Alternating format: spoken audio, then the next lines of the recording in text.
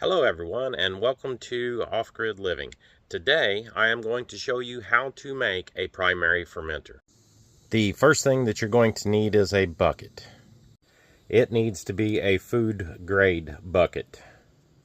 You're also going to need a lid that fits the bucket. A piece of plastic tubing from the hardware store, which also needs to be food grade. And last but not least, you need a jar or a cup, something that you can put some water in. You want to drill a hole in the bucket the same size as the tubing, because when you push this tubing through this hole, you want it to fit very, very tight. Actually, it needs to be airtight. If for some reason it's not airtight, get you some plumber's putty and put around the hose. You want to take the hose and put it through the hole in the bucket. Like I said, it needs to be a pretty tight fit, but you don't need to stick it through very far, just maybe a ½ inch at the most.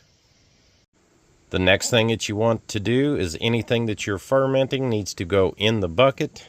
You take your lid that you now have the hose through and you place on top of the bucket. Now you take your jar, cup, or whatever you're using with the water in it, and you take your hose, the opposite end that's in the bucket, and you place it down into the water in your jar. Now what this does is this allows the gases from fermentation to come out of the bucket, down the hose, and then it disperses into the water and into the atmosphere.